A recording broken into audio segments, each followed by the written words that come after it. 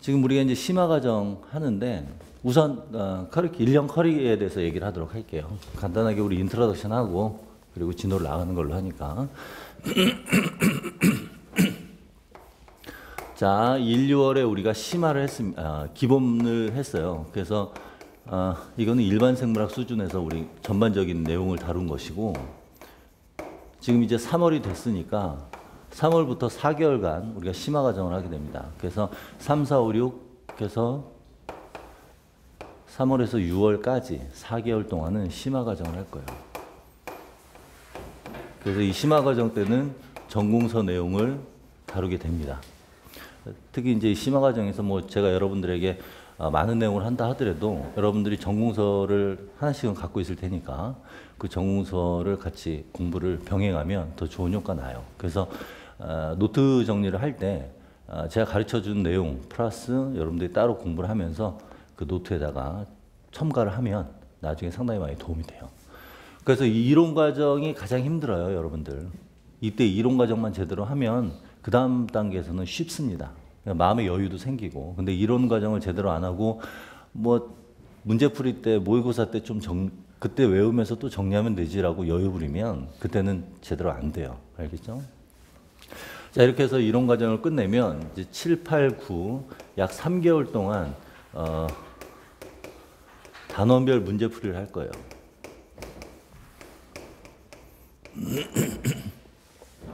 그래서 단원별 문제풀이를 작년에 2개월만 했는데 올해는 한 3개월 정도 할까 생각하고 있어요. 그래서 이때 단원별, 말 그대로 단원별 문제풀이이기 때문에 단원별로 차근차근 나갑니다. 문제를 제시를 하고. 그래서 여러분들이 단원별로 배운 내용들이 어떻게 문제화 되는지 익히는 것과 동시에 이때 이제 정리를 하게 돼요. 그래서 상당히 그 이론 과정 때는 많은 내용을 배우기 때문에 여러분들이 머릿속에 정리가 안 된 상태인데 정리를 하게 되면 머릿속에 차곡차곡 이제 쌓이게 되죠. 그래서 무슨 내용을 배웠었는지 다시 한번 복습의 기회도 되고, 그래서 전체적으로 정리를 할 수가 있기 때문에 이론 과정을 제대로 공부를 하고 단원별 문제풀이를 들어오면 이 정리를 하는 효과가 상당히 높은데, 만약에 이 내용이 배웠는지 안 배웠는지 기억 안 나고 단원별 문제풀이 때 이거 우리 얘기했었죠 그러는데 눈 말똥말똥 뜨면서 인상 쓰면서 날 쳐다보고 있으면 그럼 큰일 나요. 알겠죠? 그래서 힘들더라도 요 심화 과정 때 잘 정리를 합시다. 그 노트 정리도 자신만의 노트를 만들도록 하세요. 알겠죠? 자, 그리고 이제 10월 달과 11월 2개월에 걸쳐서 모의고사 그리고 기출 분석을 하면서 출제 예상을 할 거예요. 그러니까 출제 예상이라는 건 특별한 거 없어요. 과거에 그동안 어떤 문제들이 나왔었는지, 그리고 연도별로 어떤 부분에서 어떤 영역에서 문제가 나왔으니까 올해는 어떤 영역에서 나올 가능성이 크다 정도로 정리를 할 겁니다. 그래서 모의고사하고 기출 분석 이때 이제 정리를 하면서 여러분들이 좀 더 신경을 써서 공부할 부분과 그다음에 그냥 약간 신경을 좀 덜 쓰면서 공부할 부분 약간 나눌 거예요. 그래서 여러분들이 좀 공부하는 데 있어서 비중을 두는 영역을 좀 나누는 정도로 그렇게 얘기를 할 겁니다. 그래서 11월 끝나면, 그래서 11월 달에는 아마 6주, 그러니까 10월, 11월에서 한 6주 정도 예상을 하고 있어요. 왜 6주로 예상을 하냐면 여러분들이 정리를 하는 시간이 필요하기 때문에. 왜냐하면 여러분들이 12월 초에 시험 보죠. 14년도, 15년도 그 시험을 보면 12월 초였어요. 그렇기 때문에 이때 이제 시험을 보기 때문에 한 2주 정도 여러분들에게 시간적 여유를 주고자 해요. 그래서 최대한 여기까지 완전히 끝나면 이제는 전체적으로 시험 준비를 하면 됩니다. 전체 커리는 이렇고요. 이제 여러분들 시험 공부를 하는 방법에 대해서 간단하게 얘기를 하고 넘어가도록 합시다. 여러분들 시험 공부를 할 때 이 내용학, 전공 내용학이 상당히 양이 많죠. 다른 과목에 비해서 여러분들 부담도 되고. 그래서 이 전공 내용학을 공부할 때 부담이 되니까 전공 내용학을 먼저 하고 나서 교육학을 하자라고 생각을 하는 사람들이 좀 실패를 많이 하는 것 같아요, 보니까. 그래서 3월달, 뭐 아직까지 교육학이나 전공 교과론을 공부하지 않은 친구들이라면 지금 시작을 하도록 하세요. 그러니까 괜히 뭐 여름에 시작하자, 이거 먼저 끝내고 심화 끝난 다음에 교육론 시작하자, 뭐 이런 식으로 생각하지 말고 지금부터 미리 해두는 게 좋을 것 같아요. 힘들더라도 좀 미리 하고 병행해서 얘기해야 된다는 얘기죠. 그리고 그 작년 시험 스타일 보니까 전공 교육론하고 전공 내용학을 같이 섞어서 한 문제로 내는 경향을 보였어요. 그렇기 때문에 같이 공부를 하면서 이 전공 내용학에서 배운 내용이 어떻게 교과론하고 같이 연계져서 나올 수 있는가 비교하면서 공부하는 게 더 효과가 있을 테니까. 그래서 교육학 하면서 전공 교육론도 같이 병행해서 시간 할애를 잘 해서 여러분들이 같이 공부했으면 좋겠어요. 됐죠? 그리고 여러분들 중요한 건 딴 건 모르겠는데 실험 방법적인 면에서 노트 작성, 여러분들만의 노트를 꼭 만들도록 하세요. 그냥 단순하게 제가 앞에서 상당히 많이 쓰게 되는데 그 단순히 그 쓴 내용만 적고서 끝나지 말고 여러분들이 거기에 첨가를 해야 됩니다. 그리고 구성도 내 스타일이 아니다 그러면 약간씩 변형을 할 수도 있어요. 글씨를 예쁘게 쓸 필요는 없습니다. 여러분들이 알아볼 수만 있으면 돼요. 어디에서 배웠다 딱 펼쳤을 때 여러분들이 바로 어떤 내용이 어디 부분에 있는지 알 수 있을 정도로 찾고 읽고서 그 내용을 다시 한번 공부할 수 있는 정도로만 하면 되니까 너무 노트 작성에 시간을 많이 투자할 필요는 없지만 최대한 여러분들이 많은 양이 그 노트 안에 들어가 있고 여러분들이 많은 양의 내용들을 바로바로 찾을 수 있을 정도로만 정리를 하면 됩니다. 그래서 노트 정리는 상당히 필요하고요. 그 다음에 두 번째로는 복습이에요. 아무리 노트 예쁘게 작성을 했다 하더라도 끝날 때까지 심화 이론 과정 끝날 때까지 노트 작성하고 끝내버리면 안 돼요. 중간중간에 보라고 그랬었죠. 특히 일반 과정 우리 할 때 얘기했었는데 복습을 할 때 반복해서 복습을 하라고 그랬었죠. 1주차 거 그 다음 주차에 복습을 하고 그리고 3주차로 넘어갔을 때 1주차 거 복습을 안 하고 2주차 것만 복습하는 거 아니라고 그랬죠. 자, 2주차 때 1주차 복습을 하면 3주차 때는 1주차와 2주차 같이 복습을 하라고 했어요. 그렇죠? 그러면 시간이 2배 걸리냐? 2배 아니라고 했습니다. 1주차에 이미 복습을 했기 때문에 그 다음번에 복습을 하게 되면 시간이 확실히 줄어들어요. 그러니까 여기에서 만약에 복습하는 시간이 예를 들어서 뭐 10시간이었다. 그럼 여기에서는 15시간? 이런 식으로 줄어들 거예요. 그리고 4주차 때는 1주차, 2주차, 3주차 다 복습을 하는 거죠. 알겠죠? 그러면 뭐 15시간이 한 뭐 17시간 정도? 3개 주차 내용을 다 공부하는데 17시간 정도밖에 안 되니까 너무 부담 갖지 말고 복습 꼭 하도록 하세요. 많이 보게 되면 볼수록 좋습니다. 제가 그 심화 강의 내용을 하면서 계속 앞에 내용을 끄집어서 여러분들한테 물어보기도 하고 그 얘기를 계속 하기도 할 거예요. 그것도 일종의 복습이에요. 그러니까 그냥 막연하게 한번 봤으니까 됐어가 아니라 계속해서 봐야 됩니다. 아는 내용이더라도. 그렇게 해서 공부를 하면 뭐 이론 과정은 끝날 거고 그다음에 단원별 문제 풀이 갈 때 전체적으로 또 정리를 하니까 또 복습을 하는 거고 그런 식으로 여러분들이 접근하면 돼요.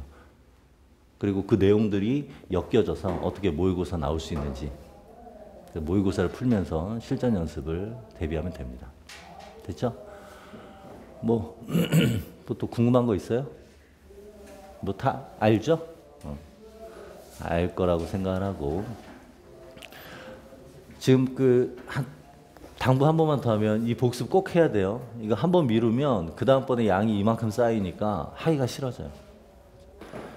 그리고 우리 보강을 할 수도 있죠. 그죠? 얘기했었죠. 그래서 보강을 하게 되면 내가 진도 상황 봐서 미리 얘기를 할 테니까 최대한 안 하는 게 더 좋은데 할 수도 있어요. 그건 염두에 두고 공부를 해봅시다. 역시 또 첫 시간이라서 또 분위기가 다운돼 있네. 그죠? 저번 주하고 또 이번 주하고 또 분위기가 또 다른 것 같아. 긴장돼요. 심화 과정 하려니까.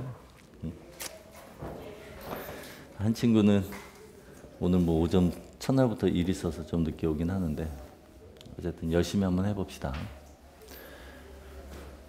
그리고 여러분들 그 기출문제 나눠줬죠? 그 단원 끝날 때마다 기출문제 한 4개 정도를 줄 거예요. 대략 그 객관식일 때 기출문제가 한 28문제 정도 됐다면 이 전공 내용하기 주관식일 때는 한 16개 정도 됐던 것 같아요. 뭐 문제 수가 살짝 변하긴 했었지만 그래서 일단 4개 정도 여러분들에게 기출 보여주고 배운 내용이 어떤 식으로 기출문제로 나오는지 경향 정도를 파악하는 수준으로 단원별 단원이 끝날 때마다 그 문제를 풀도록 할게요. 그래서 어떤 식으로 나왔는지. 자, 그래서 뭐 나머지 여러분들 스터디 하죠? 스터디 아직은 안 해요? 스터디 하는 게 좋아요. 스터디를 하면서 상대방으로부터 배우는 게 아니라 내가 상대방을 가르쳐 준다는 생각으로 스터디를 하세요. 그러면 남에게 가르치게 되면 머릿속에서 정리를 하게 되는 거고 내 것으로 소화할 수 있으니까 아마 기출문제 관련돼서 스터디를 할 것 같은데 그때 여러분들이 따로 기출문제를 풀어보는 걸로 하고 수업 시간에는 기출문제를 다 풀 수는 없습니다.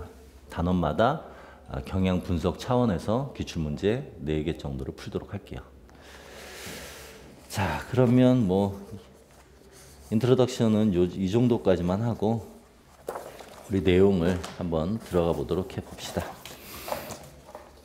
다시 이제 고분자 파트예요. 여러분들 목차도 있죠? 이게 인트로덕션 끝났다면서 계속 뭐 학교 교장 선생님도 아니고 마지막으로 하면서 얘기를 하는데 그 목차 보면 크게 세포학 목차도 얘기했어야 되는데 처음에 세포학 할 거고요. 유전학 할 거고 동물생리 할 거고 그다음에 생태, 분류 진화, 식물학 이렇게 할 겁니다.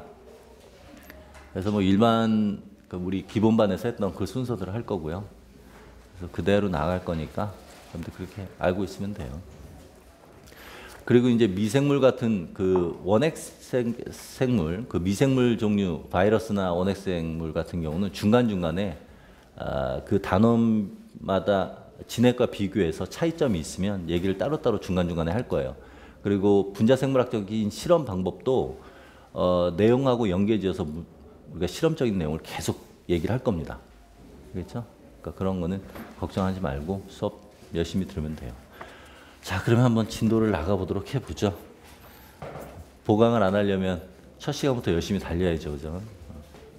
근데 보강 그렇게 힘들지 않잖아요. 그죠? 안 왔어요. 자, 그럼 우리 챕터 1.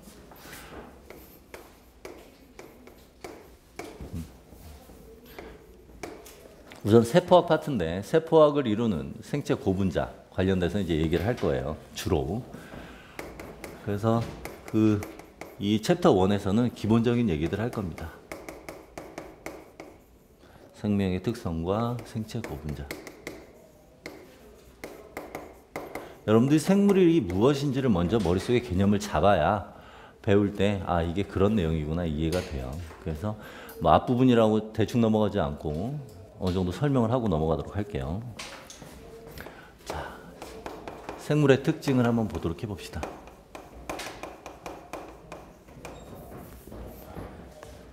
뭐 여러 가지가 있는데 하나로 정리를 해보죠. 생물이 이렇게 있습니다. 생물은 뭘로 이루어져 있죠? 세포로 이루어져 있죠. 그래서 세포예요. 그리고 이 세포들이 여러 가지 생명 현상을 하고 세포가 다음 자손 세대로 뭐 예를 들어서 무성생식을 해서 2개의 딸세포가 된다면 그 딸세포도 똑같은 특징과 똑같은 구조를 갖게 돼요. 그 이유가 뭐죠? 유전 물질이 있기 때문이죠. 그래서 이 생물은 유전 정보라는 것을 갖고 있어요. 자, 이러한 유전 정보를 갖고서 이 생물들은 오랜 시간 동안 수세대에 걸쳐서 진화라는 것을 하게 되죠. 이 진화는 개체 수준이 아니라 개체군 수준이라고 얘기를 했습니다. 자, 그리고 이러한 진화를 거친다는 것은 살아간다는 것이기 때문에 살아남았다는 얘기이기 때문에 살아남으면서 여러 가지 생명현상을 한다는 것이죠. 그래서 생명현상을 할 때는 필요한 것이 에너지예요. 그리고 이 에너지가 필요한데 이 에너지를 만드는 과정, 이런 것들이 대사 과정이죠. 그리고 여러 가지 물질을 만드는 과정, 유기물을 만드는 과정 역시 대사 과정에 해당하고, 그렇게 해서 이 생물들은 생장과 커가는 거죠. 생장. 그리고 생식이라는 걸 하죠. 자손을 만드는 거죠. 그래서 무성생식, 유성생식이 있고요. 자, 그리고 얘네들이 주변 환경에 대해서 자기 몸을 일정하게 유지를 해야 됩니다. 생명체로서의 그 기본적인 구조 기능들을 다 하기 위해서는, 구조를 갖고 기능을 하기 위해서는. 그래서 애들은 반응을 해요. 반응을 보인다는 얘기는 자기 몸 안에 그 환경이, 내부 환경이 일정하게 유지가 된다는 것을 의미하죠. 그래서 항상성을 갖게 되는 특징이 있고요.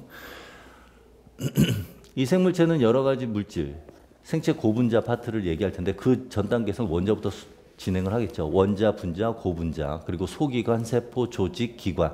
단계별로 계층적인 구조를 형성하면서 단계별로 구조를 형성하는데, 그러면서 얘네들은 그 다음 단계로 갔을 때 없던 특징이 새로 생기는 창발성 특징이 있어요. 생물은 단순한 모임이 아니죠. 모여서 무슨 일이 새로운 기능을 할 수 있게 되는 거니까 이것이 이제 창발성 특징이라고 하고, 이렇게 해서 생물은 살아갈 때 혼자 살아가는 게 아니에요. 다른 생물체하고도 살아가고 주변 환경하고도 서로 작용 반작용을 하게 됩니다. 그렇기 때문에 애들은 상호작용을 또 하는 특징이 있어요. 이게 이제 생물의 특징입니다. 그래서 세포를 다루는 분야가 세포학이고, 유전 정보를 다루는 분야가 유전학이에요.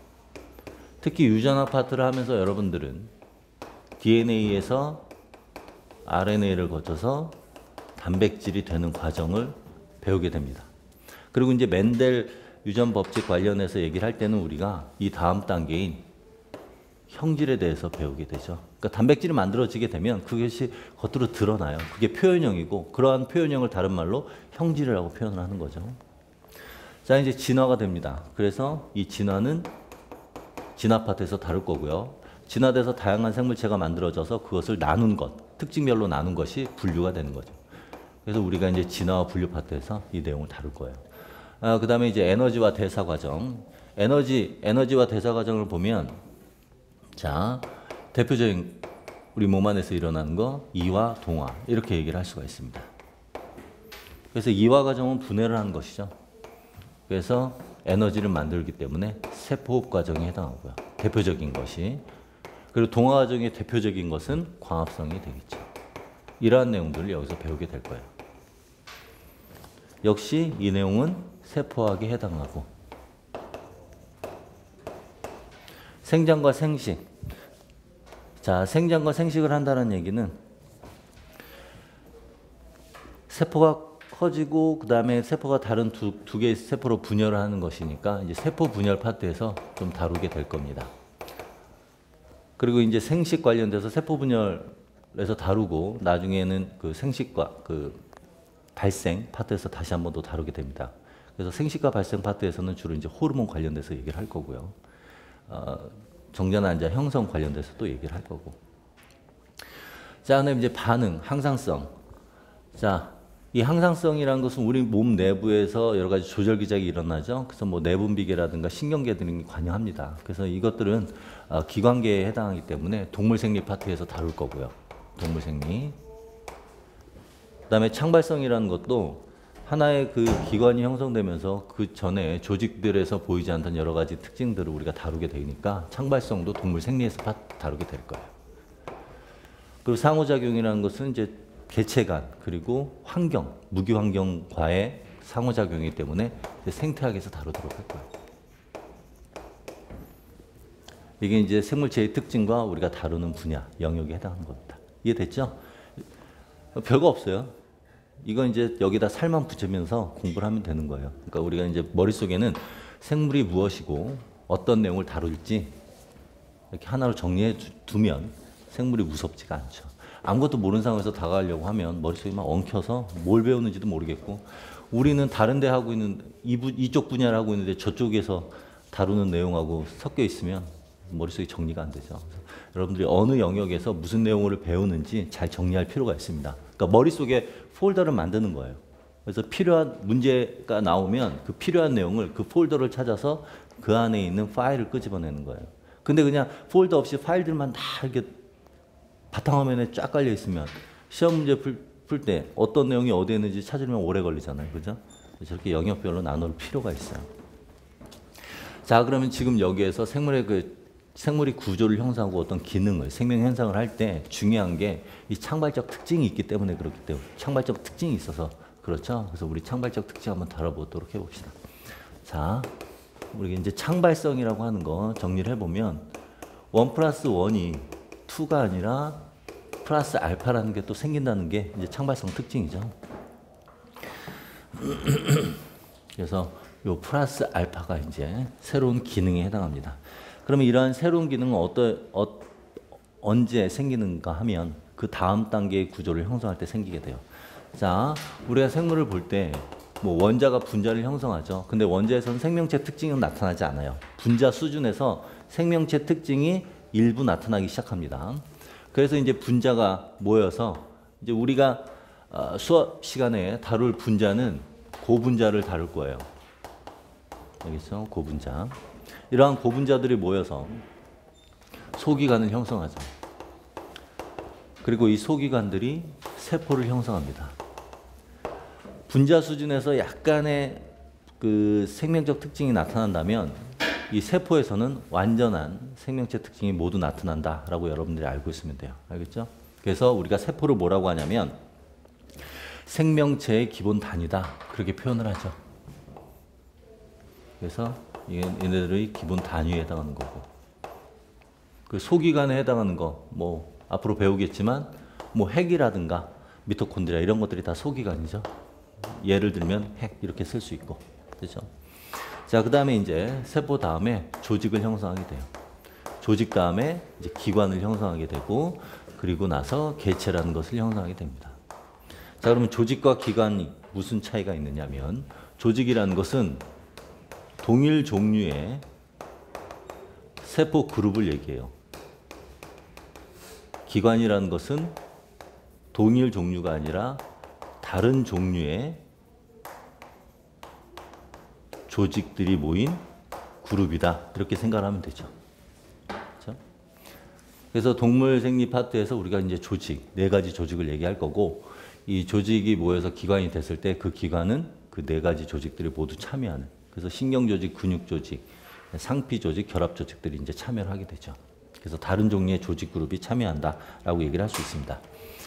자, 그런데 식물과 동물에서는 조직계와 기관계라는 게 또 따로 존재해요.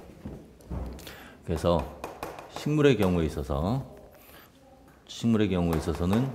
조직계가 존재해요.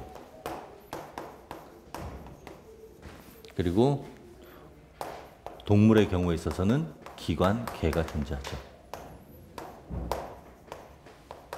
이 정도의 차이가 있고 전체적인 기본 구조는 계층 구조는 위에 써져 있는 대로 되어 있습니다. 그렇죠?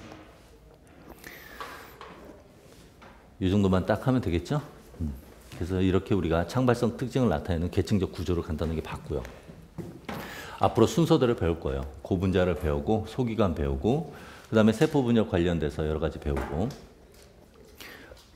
그리고 나서 이 세포 내에서 여러 가지 유전 현상, 그래서 유전학 파트에서 다룰 거고요. 그 동물 생리 파트에서는 조직 부분 간단하게 설명하면서 이제 기관 위주로 얘기를 할 겁니다. 특히 이제 동물 생리 파트에서 기관계, 그래서 기관계 여러 가지가 있죠. 그 기관계 각각에 대해서 배울 거고, 그리고 나서 이제 개체 수준 들어가면은 이제 생태, 그리고 진화 분류, 그리고 이제 따로 식물 파트 따로 배우게 되는 거예요. 알겠죠? 이렇게 순서대로 배울 거다. 여러분들이 생각을 하면 돼요. 자, 그러면은 이제 창발성 특징 얘기했고요. 그 다음에 저 개체 이후 수준을 한번 보도록 해봅시다. 개체 이후 수준을 보게 되면 이제 상호작용이 일어난다고 했었죠. 상호작용 관련돼서 한번 보도록 해봅시다. 자, 상호작용은 개체 이후 수준. 그래서 개체들이 모인 것을 우리가 개체군이라고 하죠. 그리고 또 이러한 개체군처럼 동물 집단이 모인 것을 또 우리가 군집이라고도 얘기를 할 수가 있어요. 그러면 개체군과 군집, 얘네들이 무슨 차이가 있느냐면 개체군이라는 것은 동일 종끼리 모여 있을 때 개체군이라고 하죠. 사람끼리 모였으면 사람 집단, 사람 종을 우리는 개체군이라고 하는 거예요. 그런데 실제로는 하나의 개체군, 하나의 종만 사는 것이 아니라 다른 종하고 같이 어우러져 살게 되죠. 그래서 그 생물 집단 전체, 여러 종들을 다 합쳐서 우리는 군집이라고 합니다. 그래서 자, 서로 다른 종의 그룹 또는 개체군의 그룹을 우리는 군집이라고 해요. 자, 이러한 군집들, 즉 생물체 전체 집단, 이 생물 집단 전체를 우리가 군집이라고 했을 때 이 생물들은 환경하고 무기 환경하고 또 관련 지어서 같이 살아갈 수가 있다고 했죠. 그래서 그 다음 단계로 무기 환경까지 포함시키게 되면 이제 생태계라고 얘기를 하는 거예요. 그래서 이 생태계 군집을 기준으로 해서 우리가 이렇게 나눠볼 수가 있습니다. 여기는 생물, 여기는 환경까지 다 포함되는, 즉 무생물까지 다 포함되는 거예요. 그래서 생태계는 생물과 무생물을 합친 것이다 라고 얘기를 할 수가 있어요.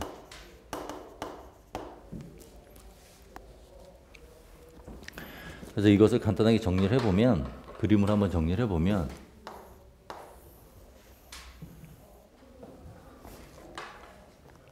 두 가지로 이렇게 나눠서 볼 수가 있어요. 자, 이게 이제 생물 집단인 군집이고요. 이게 이제 무생물에 해당하는 거예요. 그럼 군집 속에는 여러 개체군이 존재한다고 했죠. 하나의 종, 개체군, 또 하나의 종이 존재하는 거예요. 그래서 A라는 종, 즉 A라는 개체군이 있고 B라는 개체군이 있을 때 이 개체군 속에는 또 하나의 개체가 있는 거죠. 또 그 안에는 개체가 이렇게 여러 개체가 있어요. 여기 또 여러 개체가 있고.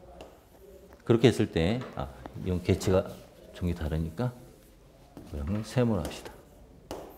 그래서 이때 이 각 개체는 서로가 상호작용을 하는 거예요. 역시 마찬가지로 여기 B라는 개체군 집단에서 상호작용을 하고, 그리고 개체군끼리도 상호작용을 할 수가 있죠. 얘들 간에도 상호작용이 일어나죠. 예를 들면 경쟁 또는 피식, 포식. 보통 이제 개체군 내에서 경쟁이 일어날 수 있고, 그리고 개체군 간에도 경쟁이 일어날 수 있고, 그리고 A가 피식자면 B는 포식자가 되는 거고, 그런 식으로 서로가 상호작용을 하는 거고요.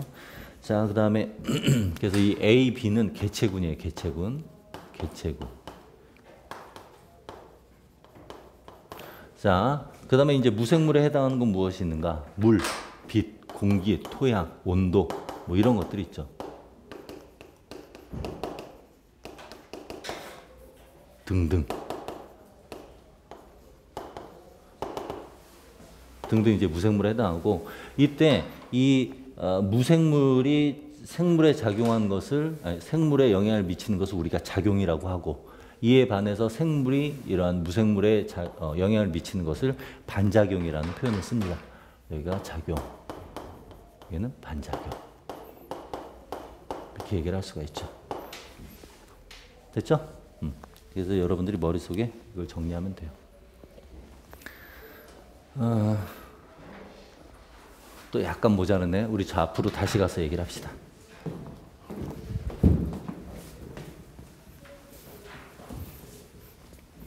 자,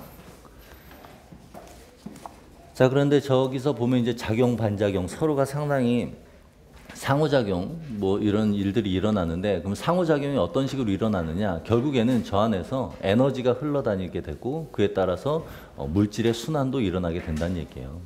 그렇죠? 그래서 우리가 이 상호작용 관련돼서 생태계 파트를 이제 얘기를 할 때 역동성이 있다라고 표현을 합니다. 그래서 생태계 역동성에 대해서 한번 얘기를 해보도록 할게요. 자, 생태계 역동성. 왜 역동성이 있냐고 하면, 생태계라고 우리가 얘기를 할 때는 생태계는 특정한 기능을 하고 있어야 되죠. 그래서 그 생태계의 기능 중요한 두 가지가 에너지가 흘러야 되고요. 즉 에너지의 흐름이 있어야 되고요. 물질은 그 생태계 내에서 순환이 이루어져야 돼요. 만약에 이러한 일들이 일어나지 않으면 그것은 생태계로서의 기능을 상실했다고 보는 겁니다. 그래서 이러한 두 가지 흐름과 순환이 있기 때문에 생태계는 역동성이 있다고 했는데, 한번 정리를 해봅시다. 간단하게. 자, 생태계가 이렇게 있어요. 그럼 생태계가 있으면 생태계는 생물과 무생물이 있다고 했죠. 생물을 생태계 내에서 하는 기능에 따라 우리가 분류를 할 수가 있는데 생산자,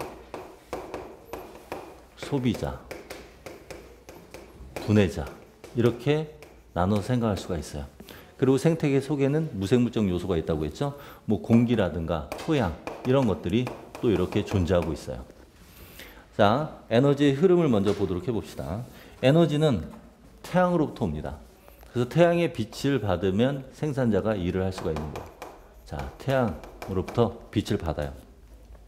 그래서 태양으로부터 빛을 받으면 그 생산자로부터 소비자로 가게 되고 또는 이 생산자에서 분해자로 바로 갈 수도 있고 그리고 소비자로부터 또 분해자로 가게 되고 그렇죠? 이렇게 해서 에너지는 흘러갈 수 있는데 에너지가 다 이렇게 각 생물 단계로 전달이 될 때 100% 전달되는 것이 아니라 일부만 전달이 됩니다. 그리고 대부분은 더 어디로 나가요? 열로 빠져나간다고 했어요. 그래서 에너지는 생태계로 들어왔다 나가는 거예요. 그래서 흐름이라는 표현을 하는 것이고 이러한 에너지의 흐름은 에너지가 직접 이동하는 게 아니죠. 물질을 통해서 이동을 하게 됩니다. 그래서 그 물질이 이 생물체에 의해서 만들어지고 분해가 되는 것인데 물질을 만들 때 생물체를 이루는 물질은 유기물이에요. 즉 탄소가 들어간 화합물입니다. 그래서 탄소가 들어가게 하기 위해서는 탄소를 무생물로부터 받아야 되겠죠. 그래서 생산자가 탄소를 받기 위해서 CO2를 이용을 하게 되죠. 그래서 CO2를 받아들이면 생산자가 유기물을 만들게 되고 그 물질이 소비자로 가게 되고 또 생산자의 사체를 분해하면서 이 분해자가 분해하면서 또 분해자로 전달될 수가 있고요. 자, 그리고 소비자로부터 또 분해자로 갈 수 있죠. 지금 파란색으로 표현한 것이 물질이죠. 아까 빨간색으로 표현한 것은 에너지고. 그죠? 그래서 물질이 이렇게 분해자로 가게 됩니다. 그럼 분해자는 분해를 하게 되겠죠. 그래서 유기물을 분해해서 다시 공기와 토양으로 보내게 되는 거예요. 그러니까 무기물로 만들거나 또는 CO2로 다시 만들게 된다는 얘기입니다. 그렇죠? 그리고 생산자 역시 지금 보면은 CO2 특히 이 CO2 관련돼서 보면 소비자도 직접 CO2를 만들죠. 그래서 얘도 마찬가지로 이런 식으로 만들 수 있어요. CO2. 분해자만 CO2를 만드는 것이 아니죠. 그리고 생산자도 역시 CO2를 만들죠. 즉 호흡을 하기 때문에 생산자도 세포호흡해요. 그죠? 그러니까 당연히 CO2를 만들 수 있는 거죠. 됐죠? 그래서 이렇게 머릿속에 정리를 하면 돼요. 자, 그러면 생태계 내에서 하는 역할에 따라서 우리가 생산자, 소비자, 분해자라고 했는데 우리가 생물을 또 다른 방법으로 한번 분류를 해봅시다. 생물 분류하는 거. 생물을 분류할 때 항상 무엇을 분류한다, 종류를 나눈다라고 할 때는 그 기준이 무엇인지 먼저 따져봐야 돼요. 지금 우리가 나눌 기준은 아까 생산자, 소비자, 분해자는 하는 역할이었어요. 생태계 내에서 하는 역할. 지금 여기에서는 얘네들이 사용하는 에너지에 따라서 생물을 분류할 것이고 그리고 여러 가지 물질 대사 방식에 따라서 우리가 생물을 분리를 할 거예요. 알겠죠? 자, 첫 번째로 에너지원이 무엇이냐에 따라서 생물을 또 둘로 나눌 수 있습니다. 자, 빛을 이용하면 광영양이라고 하고요. 그리고 유기물을 이용하면 우리가 화학영양이라고 합니다. 그 화학영양생물, 광영양생물. 그래서 광영양생물은 빛을 에너지원을 빛으로부터 얻는 것이고 화학영양은 에너지원을 유기물로부터 얻는 것이고. 그렇죠? 자, 그 다음에 두 번째로 탄소원에 따라서 또 나눌 수가 있어요. 탄소원이 무엇이냐에 따라서 독립이냐, 종속이냐 이렇게 나눌 수가 있습니다. 그래서 독립 또는 종속 영양 뭐 이렇게 나눌 수가 있는데요. 독립의 경우를 보면 탄소를 어디서 얻냐면 CO2로부터 얻는 거예요. 유기물은 탄소가 필요하니까. 그죠? 종속 영양은 음식. 그렇죠? 역시 음식은 뭐예요? 유기물이죠. 유기물로부터 얻는 거죠. 됐죠? 그래서 탄소원이 유기물이고 에너지원도 유기물이다. 그러면 종속 화학 영양이 되는 것이고 또는 화학 종속 영양. 빛으로부터 에너지원을 얻고 탄소원이 CO2인 경우는 광독립 영양. 이렇게 얘기를 하는 거죠. 대표적인 게 식물인 거죠. 그죠? 화학 종속은 동물에 해당하는 거고. 자, 여기에다 하나 더 합시다. 세 번째. 이번에는 전자원이 무엇인가? 전자를 어디로부터 얻는 것인가에 따라서 또 달라질 수가 있는데 무기와 유기로 또 나눠서 얘기를 할 수가 있어요. 자, 무기의 경우는 이제 무기 분자로부터 얻는 거죠. 그럼 무기 분자라는 건 H2S라든가 H2O. 우리 광합성 할 때 배웠었죠. 광합성 할 때 명반응에서 전자 전달이 이루어지려면 전자를 어디서 얻어와야 되죠. 그 전자를 어디서 얻었어요? H2O에서 얻었죠. 어떤 경우는 H2S로부터 얻고. 그죠? 우리 진화, 일반 그 기본 과정에서 진화할 때 H2S를 이용하는 애들이 있었고, 그 다음에 H2O를 이용하는 경우가 있었죠. 그래서 H2O 이용하는 경우가 남세균이에요. 이 경우에 해당했죠. 그래서 지금 고등식물의 선조, 조상을 우리 남세균으로 본다고 했었습니다. 자, 그리고 이제 유기. 이거는 뭐, 말 그대로 유기 분자로부터 얻는 거죠. 또는 유기물, 유기 분자. 그죠? 그래서 식물들을, 그 생물체들을 이 기준에 따라 나눌 수가 있습니다. 이거 알아두도록 하세요. 이거 기출됐었죠? 응? 종류별로. 이 내용은 알아두도록 하고, 다른 건 모르도 이 기준이 무엇이냐에 따라서 이렇게 명명하는 것이니까 그것만 알면 됩니다. 그래서 기출이 예전에 됐었던 부분이기 때문에 적어 놓는 거예요. 가로 넣기 해서 여러분 보고 채우라고 할 수가 있기 때문에. 자, 요 정도까지 합시다. 이렇게 해서 우리가 생물체에 관련돼서 배웠는데요. 이 생물체를 우리가 이러한 지금 우리가 생물학 시간에 배우는 이러한 내용들은 다 실험적 연구 결과를 토대로 해서 얻게 된 거예요. 그리고 여러분들에게 문제를 내는 교수님들도 다 실험을 하고 연구를 했겠죠. 그럼 문제 낼 때 실험 문제가 나온다라고 하면 여러분들 그 사람들 마인드를 알고 있어야, 실험적인 마인드를 알고 있어야 문제를 풀 수가 있어요. 그리고 이 실험을 할 때 어떤 식으로 실험에 임해서 결과를 도출해내는지를 알아야 문제를 해석할 수가 있습니다. 그래서 과학적 탐구 방법을 통해서 그런 어떻게 실험이 이루어지고 해석을 어떻게 하는지 한번 알아보도록 해봅시다. 자, 과학적 탐구. 우리가 지금까지 배운 것들이 어떻게 해서 밝혀지게 됐는가 한번 보는 거죠. 과학적 탐구 방법은 크게 두 가지가 있어요. 관찰을 통해서 이론을 끄집어내는 과정과 이미 알고 있는 이론을 통해서 가설을 세우고 실험을 통해 검증을 한 다음에 이론을 또 만들어내는 과정이 있습니다. 자, 그래서 우선 이제 과학적 탐구 두 종류에 대해서 얘기를 할 건데 첫 번째 한번 봅시다. 발견 과학이라는 것이 있어요. 얘네들은 귀납적 방법에 의한 것입니다. 귀납적 방법이라는 것은 구체적인 것들로부터 일반적인 내용을 얻어내는 거죠. 다시 말하면 아주 많은 관찰을 하게 돼요.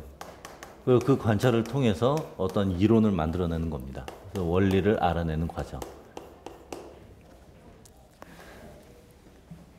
예를 한번 들어보면 우리 지구상에 살고 있는 모든 생물체, 세포로 이루어진 생물체들은 세포로 이루어져 있다라고 얘기를 합니다. 그것은 모든 생물체들을 관찰했더니 다 세포였기 때문에 그런 거죠. 그래서 이런 경우가 이제 수많은 관찰을 한 거죠. 자, 모든 생물을 관찰했어요. 그랬더니 얘네들이 세포로 구성되어 있다. 그래서 지금은 지구상에 살고 있는 모든 생물체들은 세포로 구성되어 있다. 이렇게 얘기를 할 수가 있는 겁니다. 자, 그 다음에 또 다윈의 경우에 있어서 다윈이 진화론을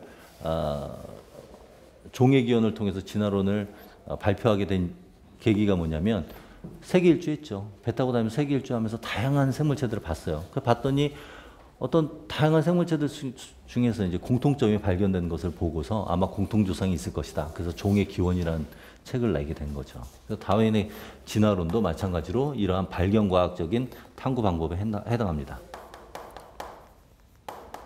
근데 지금 실험실에서는 이 방법 안 쓰죠. 언제 그걸 다 관찰하고 있어요. 그죠? 그래서 지금 실험실에서는 가설을 가설을 통해서 이론을 또는 원리를 유도하는 방법을 씁니다. 그래서 가설 유도 과학이라고 얘기를 해요.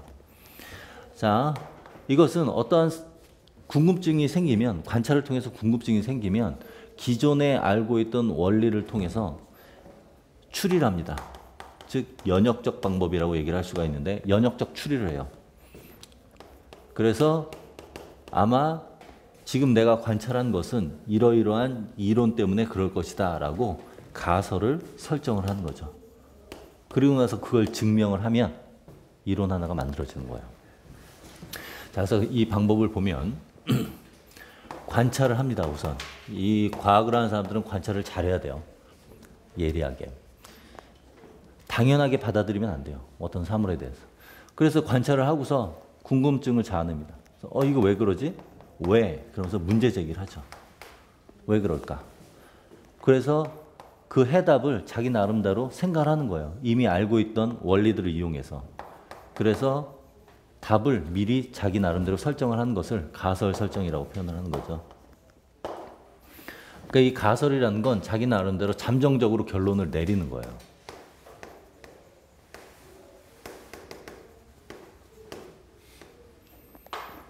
이게 맞는지 틀리는지는 검증을 해야겠죠. 실험적 검증을 합니다. 그리고 나서 이론을 만들어요. 자, 이때 검증을 한다라는 얘기는 타당해야 돼요. 이 실험 방법이. 그래서 타당성을 또 증명하기 위해서 대조군 실험이라는 게 반드시 필요합니다. 대조군 실험이 없으면 이 실험 자체가 옳은지 그른지 틀렸는지 알 수가 없어요. 그래서 대조군의 개념을 여러분들 잘 알고 있어야 돼요. 그래서 시험 문제 딱 나왔을 때 대조군을 빨리 찾아야 돼요.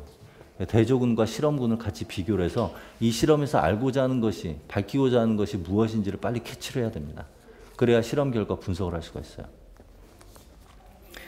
자, 그럼 이 가설은 어떤 특징이 있는가? 검증을 할 수 있어야지 가설이라고 하는 거죠. 검증 자체를 할 수 없으면 이건 가설의 기능은, 가설로서 우리가 설정을 할 수가 없는 거예요. 그렇죠? 알겠죠? 그래서 이 가설은 검증을 할 수 있어야 되고 검증은 대조군 실험을 해야 된다 정도로 여러분 정리를 하면 되겠습니다.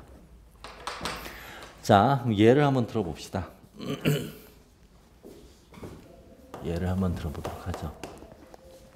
예로서 우리 인터루킨 관련돼서 한번 보도록 해봅시다. 인터루킨. 자, 인터루킨 2. 자, 인터루킨 2.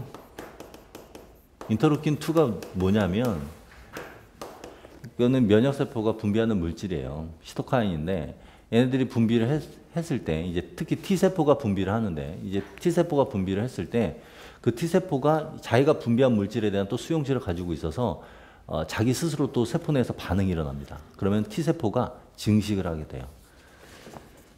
자, 정리를 해보면 이렇게 T세포가 이렇게 있으면요.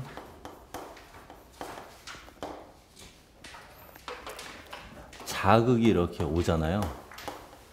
뭐 자극은 여러 가지가 있을 수 있어요. 항원이 자극이 될 수도 있고요. 세포 내에서 또 여러 신호가 와서 자극이 될 수도 있고. 요 안티젠, 항원이 항원. 그럼 T세포는 이 자극을 받게 되면 이 T세포에서는 인터루킨 2라는 것이 분비가 됩니다. 인터루킨 2가 분비되면 주변에 있는 다른 세포에 영향을 줄 수가 있어요. 즉 수용체를 가지고 있는 세포. 그런데 얘네들은 자기가 분비한 물질에 대한 수용체를 여기 따로 또 갖고 있어요. 막단백질 수용체. 그래서 인터루킨 2가 분비돼서 자기 수용체에 딱 결합을 하면 이 수용체가 리간드와 이렇게 결합을 하게 되면 그 신호가 세포 내부로 가게 되는 거죠. 그래서 T세포는 성장을 하게 됩니다. 지금 이게 빨간 거 수용체예요, 수용체. 그래서 T세포는 증식을 하는 거예요. 이게 인터루킨2의 기능입니다. 자, 이미 이건 알고 있는 상황이에요. 어떤 사람이 실험실에서 실험을 해요. 여기서 T세포 가지고 동물 실험을 막 하고 있었어요. 그 뭐 여러 가지 뭐 드럭, 약을 처리하거나 여러 가지 물질들을 처리하면서 막 이 실험 저 실험하고 있는데 우연하게 세포가 어떤 물질 A를 처리했더니 그 수가 더 많이 늘어났어요. 그러니까 처리하지 않은 애랑 처리한 거랑 비교해 봤더니 더 많이 늘어난 거예요. 근데 물질 A가 무슨 역할을 하는지는 몰라요. 그런데 물질 A가 T세포가 더 잘 증식하게 되는 것을 관찰을 한 거죠. 그래서 생각을 합니다. 왜 그럴까? 물질 A라는 물질은 도대체 무슨 일을 할까? 그래서 공부를 합니다. 공부를 했더니 이 내용을 알았어요. 그래서 그럼 물질 A가 혹시 인터루킨2를 더 많이 분비해서 수용체가 더 많이 결합을 하고 T세포가 증식을 할 수 있게 하는 건 아닐까라는 생각을 한 겁니다. 이 학생이. 그래서 가설을 세우는 거예요. 물질 A는 인터루킨2를 많이 분비하게끔 하는 물질일 것이다라고 가설을 세우는 거죠. 그리고 실험을 하는 거예요. 그래서 그 물질 A를 처리하고 인터루킨2 분비량을 관찰하는 거죠. 그래서 관찰했을 때 정말 이게 증가했다. 그럼 논문 하나예요. 그런 식으로 실험실에서는 실험이 이루어지죠. 이해됐죠? 그래서 지금 우리는 지금 이 예를 가설 유도 과학에 대한 예를 든 거예요. 그래서 이 실험이 어떻게 이루어지는지 저쪽으로 가서 그 내용과 결론 분석에 대해서 한번 보도록 해봅시다. 내가 지금 말한 그대로예요. 그래서 실험실에서는 항상 공부를 하죠. 내용을 알아야 가설을 세우지 아무것도 없는 상태에서 가설을 세우는 거 아니에요. 자, 보면 지금 저 예를 인터루킨2 관련돼서 연역적 방법에 대해서 설명을 그 예를 들어서 얘기를 하고 있어요. 첫 번째로 아까 얘기했듯이 관찰을 먼저 해야 돼요. 정말 이런 거 우연하게 논문 주제거리 생길 수도 있고요. 보통은 공부를 하죠. 보통은 공부를 해서 이쪽에서 물질 A가 기능, 물질 A가 이 논문에서는 T세포 증식에 관여를 하네. 이쪽 논문을 봤더니 T세포가 증식하려면 인터루킨2가 분비가 돼야 되네. 두 논문을 연결해서 아이디어를 짜내는 거예요. 그리고서 실험을 해요. 그러니까 무조건 관찰을 해야 되는 건 아니고 논문을 통해서 관찰할 수도 있는 거죠. 뭐. 어쨌든 관찰을 합니다. 그래서 물질 A. 여러분들 중에 혹시 공부하다 말고 나 대학원 가서 공부할래 라고 생각하는 사람들이 있을지 모르는데 대학원 가면은 방금 본 것처럼 공부를 많이 해야 돼요. 그래야 실험 아이디어가 나오기 때문에 공부하기 싫어서 대학원 가면 안 돼요. 알겠어요? 정말 공부하기 좋아하는 사람들이 대학원 가야 돼요. 그래서 하루에도 막 논문 몇 편씩 봐요. 기본적으로. 아침에 그 학교 가서 책상에 앉으면 컴퓨터부터 켜서 밤새도록 무슨 논문이 나왔나 체크를 먼저 합니다. 그 주제 딱 치면 그 주제 관련된 논문들이 쫙 나오고 제목이 나오니까. 그리고서 없으면 이제 자기 실험하다가 저녁 때 다시 한번 체크를 하죠. 논문이 몇 개 있다. 그러면 출력해서 대충 봐요. 내가 하는 일이랑 관심 있는 일인가. 그래서 있으면 이제 체크를 하고 아이디어를 짜내고 그런 식으로 하죠. 어쨌든 이제 관찰을 하게 되면 물질 A가 아까 얘기했듯이 T세포가 증식한 것을 관찰한 거예요. 됐죠? 그래서 이제 문제 제기를 합니다. 왜 그럴까? 왜 물질 A, T세포는 증식을 할까? 왜? 그러면 그 기작은 무엇일까? 어떻게 일어나는 것일까? 그래서 문제 제기를 하고 이제 가설을 딱 세우는 거예요. 그 방법적인 게 무엇일까? 중간에 어떤 것이 관여를 할까? 그래서 생각을 한 게 그렇다면 세포가 증식하려면 인터루킨2가 필요한 거니까 이 인터루킨2의 분비량을 증가시킴으로써 세포 증식에 관여를 할 것이다. 뭐 T세포 증식이 인터루킨2만 관여를 하겠어요? 다른 애들도 관여를 합니다. 그 중에 인터루킨2가 관여를 하는 거지. 근데 이제 인터루킨2에 초점을 맞춰서 먼저 실험을 해보는 거죠. 자, 그러면 이 가설이 맞다면 T세포는 증식을 하는 것이고 가설이 틀리다면 T세포는 증식을 안 하는 거예요. 알겠죠? 그냥 인터루킨2가 분비가 되는 것이고 이 가설이 틀리면 분비량이 증가하지 않는 것이고 그래서 이제 검증을 하는 거죠.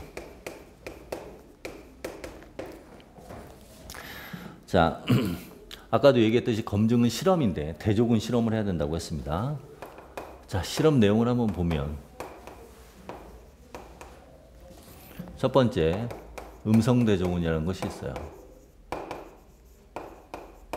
대조군도 두 종류가 있는데 음성 대조군과 양성 대조군이 있습니다. 자, 음성 대조군은 우리가 보고자 하는 결과가 안 나와야 돼요.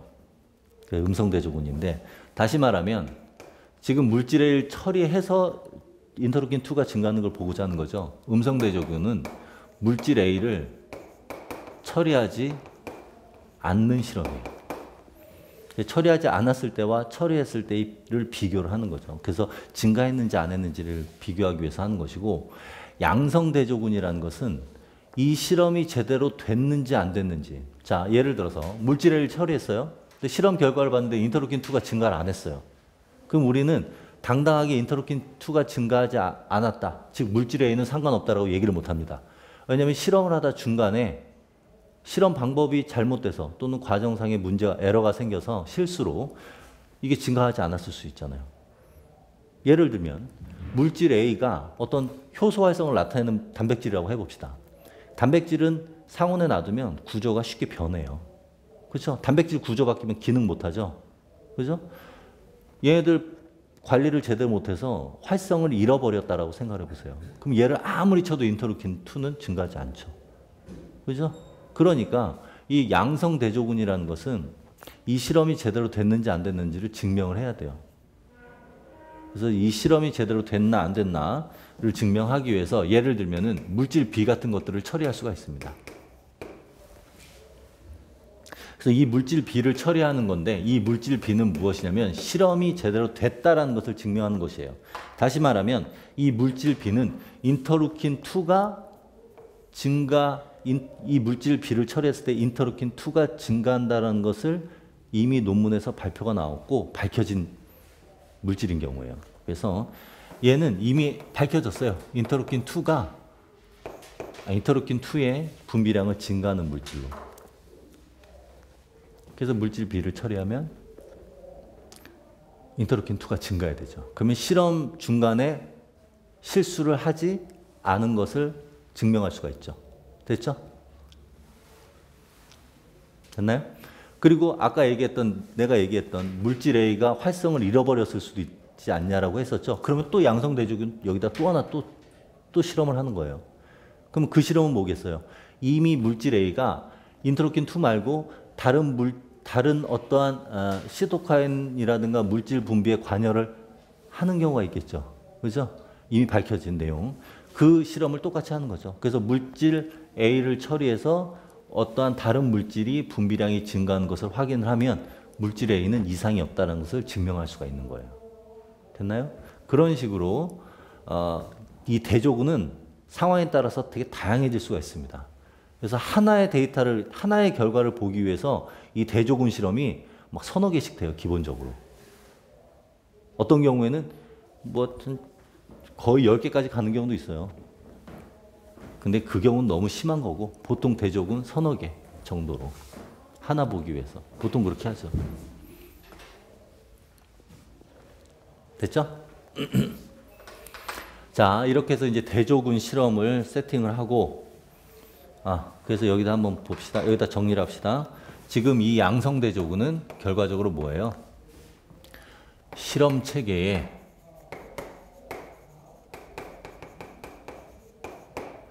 정확성 이것을 확인하기 위해서 하는 대조군 실험이에요. 이 실험은 정확한 실험이다. 이렇게.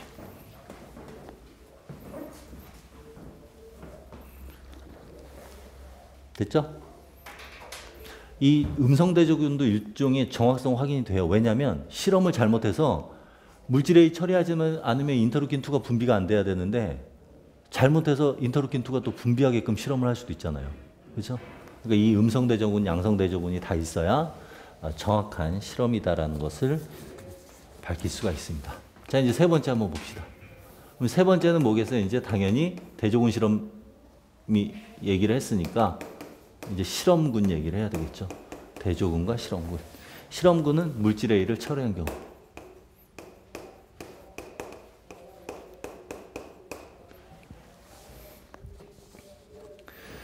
자, 그래서 보면 이 실험군 어떻게 하냐면 이렇게 배양액이 있으면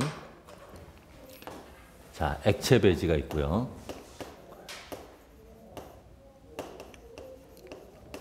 이곳에 T세포를 딱 준비를 합니다. 됐죠? 그래서 배양을 하는 배양기를 준비를 해요. 그래 놓고 이 배양기에다가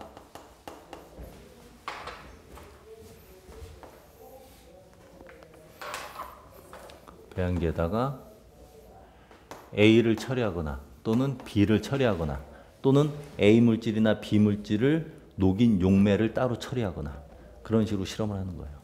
그래서 배양기를 여러 개를 준비하겠죠. 하나에다 이거 처리하고 또 처리하고 하는 거 아니에요. 배양기를 여러 개 준비하고 각 배양기에다가 처리를 하는 겁니다. 자, 그래서 이제 결과를 한번 볼까요?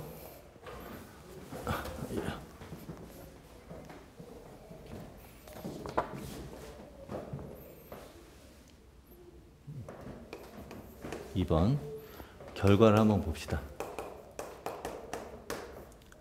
자, 결과는 인터루킨2의 분비량 증가를 보고자 하는 거죠. 한번 봅시다. 자, 이 결과가 인터루킨2죠. 그래서 세로축이 인터루킨2의 양이고요. 가로축은 저 물질 A를 처리한 거, 처리하지 않은 거, 이 경우 각각에 대해서 보는 겁니다.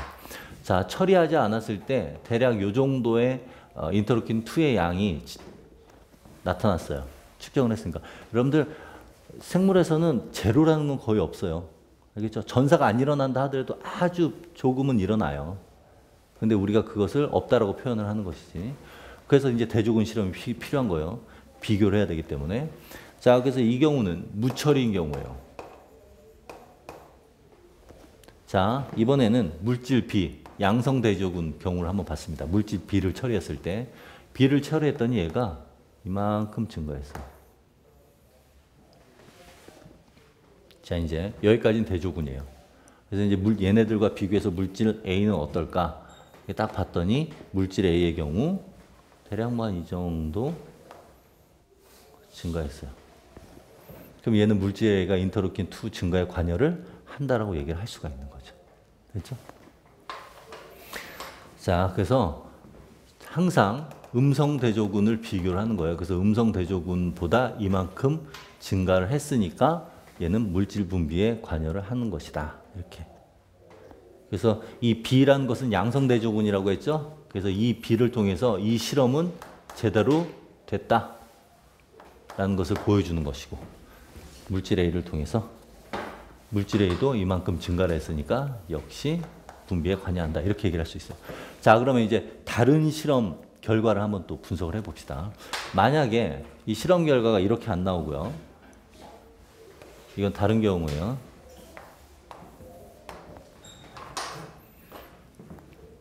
이렇게 나왔으면 어떨까요? 무처리. 처리하지 않은 경우고요. 여기는 B, 여기는 A. 처리했을 때. 이건 뭘 의미해요? 아까 뭐라고 했어요? 이건 음성 대조군이니까 양이 적게 나오는 건 당연해요. 근데 B를 처리했는데 증가하지 않고 안 나왔죠? 실험이 제대로 된 거야, 안 된 거야? 안 된 거예요. 이건 어떻게 해야 돼요? 버려야 돼요. 이거는 교수님한테 절대 보여주면 안 돼요. 큰일 나요. 실험이 보통 3, 4일, 뭐 일주일 넘게 걸리는 것도 있고 2주 걸리는 것도 있어요. 근데 실험 결과를 딱 봤는데 한참 해가지고 딱 봤는데 결과가 이렇게 나왔어요. 랩 미팅 시간에 이제 회의를 하면서 회의를 하는데 자기는 결과는 안 나왔지만 어쨌든 일 안 한 건 아니죠. 열심히 했어요. 밤새 가면서. 그래서 이걸 선생님한테 딱 보여드립니다. 교수님한테. 했는데 이렇게 나왔습니다. 자기는 열심히 했다는 걸 보여주는 거죠. 근데 열심히 하는 건 원래 당연한 거죠. 교수님 입장에서. 이거 딱 보는 순간 얼굴 표정 달라지죠. 우리는 저 데이터를 딱 보는 순간 우리는 초긴장 상태에 빠지고 주로 이제 석사 이제 갓 들어온 친구들이 난 열심히 했습니다. 라는 걸로 이런 거 그냥 막 선배들한테 안 보여주고 다이렉트로 교수님한테 보여주는 경우 생기는데 그러면 이거 큰일 납니다. 실험 제대로 자기가 못한 거죠. 이거 실험할 때 돈 꽤 들어가요. 한 번 실험할 때 그 돈도 꽤 됩니다. 그냥 날린 거예요. 이건 그 친구가 이 손 잘못 놀려서. 이런 건 아예 안 보여줘야 돼요. 그거 안 보여주면 일한 게 없잖아요. 그럼 어떻게 해야 돼요? 그 전에 미리 실험을 열심히 해서 이 결과가 나오면 밤새서라도 실험 결과가 나오게끔 밤새 해야 돼요. 근데도 안 나올 수 있죠. 그래서 좀 이제 그 실험실 생활을 오래 한 선배들은 세이브를 해놓습니다. 저축을 하는 거죠. 그래서 실험을 선생님 몰래 해요. 따로. 자기 실험하고 따로 몰래. 그래서 선생님이 중간중간 물어보면, 교수님이 물어보면 이 두 가지 일을 한다고 해놓고 세 가지째 일은 가지고 있어요. 그리고 두 가지 일 중에서도 한 가지를 첫 번째 주에 보여주고 두 가지 일은 아직 결과가 안 나왔다고 얘기를 해버려요. 그러면 어떻게 돼요? 3주치를 세이브, 3주치를 갖고 있는 거죠. 그래서 하나하나 드립니다. 이렇게. 이런 사태가 벌어지면 결과 없습니다 하면 너 뭐 했냐? 했는데 그럼 그거라도 줘봐. 그럼 이걸 보여주게 되잖아. 큰일 나요. 알죠? 차라리 무능한 것보단 게으른 게 낫다라는 것을 택하는 사람들도 있어요. 내가 게을러서 실험 안 했습니다 하면은 그래? 이 자식 열심히 해 하고 끝나는데 저 무능한데요? 그러면 이 녀석 이렇게 되죠. 자, 그럼 이거 하나 더 한번 봅시다. 실험을 하면 이런 결과도 나올 수가 있어요. 무처리, 이건 B, 이건 A. 어때요 이건? 실험으로서의 데이터로서의 자격이 있죠? 있는데 지금 B가 증가했으니까 이 실험은 제대로 된 거예요. A가 증가 안 했죠? 그러면 가설이 틀렸다는 얘기예요. 알겠죠? 그래서 실제 실험을 할 때는 우리가 데이터로 쓸 수 있는 건 처음에 얘기한 거랑 지금 방금 얘기한 거. 그리고 이 두 번째 거 있죠? 요거는 데이터로서의 기능을 할 수가 없는 거예요. 알겠죠? 그냥 랩노트에다 이 데이터를 붙이고 옆에다 한마디 쓰면 돼요. 내가 왜 이랬을까? 나는 왜 이럴까? 이렇게. 자기 반성적인 의미. 자, 그래서 양성대조군과 음성대조군은 반드시 필요합니다. 또 다른 경우도 있어요. 만약에 이 무처리한 게 여기까지 올라와 있으면 어떨까? 역시 실험 잘못된 거예요. 알겠죠? 자, 그래서 우리가 이제 실험 데이터 해석을 저 연역적 방법에 기반해서 해석을 할 수 있으면 됩니다. 자, 우리 용어 정리만 하고 우리 좀 쉽시다. 이미 실험적인 거 보면 물질 A, 뭐 물질 B, 그다음에 결과의 인터루킨 2 이렇게 얘기를 하는데 그것들을 통칭해서 어떤 용어를 쓰는지 정리를 해보도록 하죠. 용어 정리.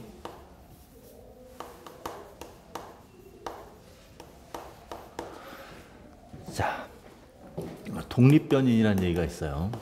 이 독립변인이라는 것은 실험 결과에 영향을 줄 수 있는 요인을 독립변인이라고 합니다. 자, 결과에 영향을 주는 요인.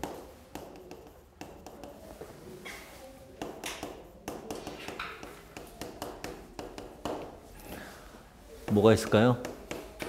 A. 인터루킨2 증가시켰잖아요. 또 B. 그죠? 우리 B 양성대조군으로 썼잖아요. 영향 줬죠. 자, 그리고 실험상의 에러가 문제가 뭐냐면 저 배양기에 있는 액체 배지도 문제가 될 수 있어요. 저 실험을 할 때 T세포라는 저 면역세포를 키울 때 저 액체 배지 성분이 무엇이냐에 따라서 항상 높은 수준의 인터루킨2를 분비할 수가 있어요. 그렇잖아요. 액체 배지 조건이 뭐 어떤 인터루킨2를 분비하게끔 자극을 주는 조건이 있게 되면 그러면 증가할 수가 있다고요. 그래서 결과에 영향을 주기 때문에 저 액체 배지 조성도 신경을 씁니다. 실제 실험에선. 그래서 T세포를 키울 때 그냥 막 키우는 게 아니라 논문에 T세포를 키우는 때, 그러니까 인터루킨 2의 분비가 일어나지 않는 그러한 조건, 일반적인 조건이 논문에 실험적인 방법이 나와요. 그대로 액체 배지를 만들어서 키우게 됩니다. 그러니까 액체 배지 역시 독립변이에 해당할 수 있어요. 결과에 영향을 줄 수가 있잖아요. 그래서 이런 것들도 다 독립변이에 해당합니다. 그러니까 영향 줄 수 있는 요인들은 다 독립변이다. 이렇게 생각하면 돼요. 자, 그런데 우리가 보고자 하는 건 뭐예요? 물질 A죠. 그래서 음성대조군하고 비교해 봤을 때 물질 A를 처리하지 않고 처리하고죠. 이런 것들 우리가 조작변인이라고 합니다. 그래서 이 조작변인에 해당하는 것은 여러 독립변인 중에서도 물질 A에 해당하는 거예요. 자, 그러면 이 조작변인이 A 말고 다른 걸 또 조작하면 어떨까? 물질 C까지. 자, 물질 A를 처리할 때 물질 C도 같이 처리하게 되면 어떻게 돼요? A 때문에 변한 건지 C 때문에 변한 건지 모르죠. 그래서 이러한 조작변이는 한 가지만 조작이 돼야 되기 때문에, 조작변이는 하나여야만 되기 때문에 이때 이 조작변이는 단일 조작변이어야 돼요.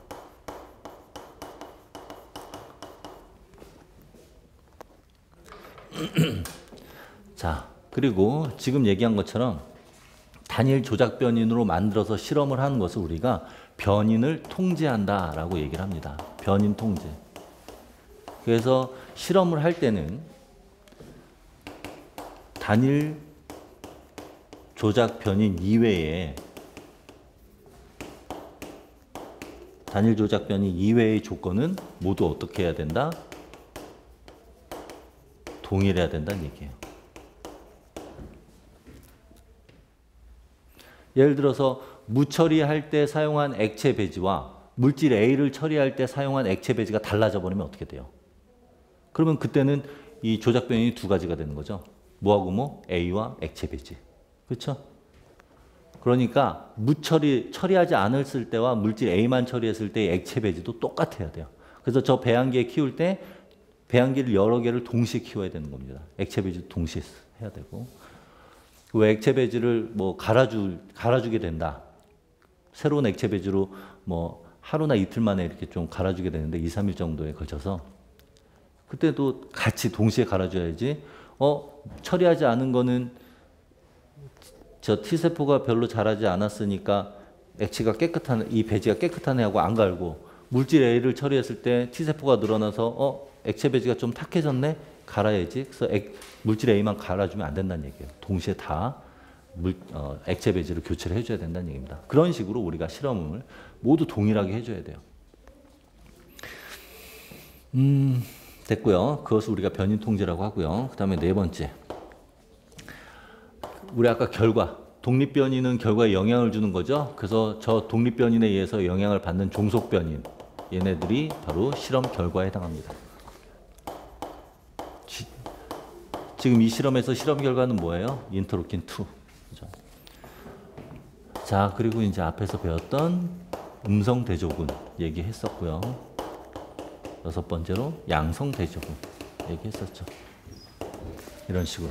됐죠? 자, 이렇게 해서 기본적인 용어들을 알고 있는 상태에서 우리가 시험 문제를 풀게 되면 도움이 많이 될 거예요.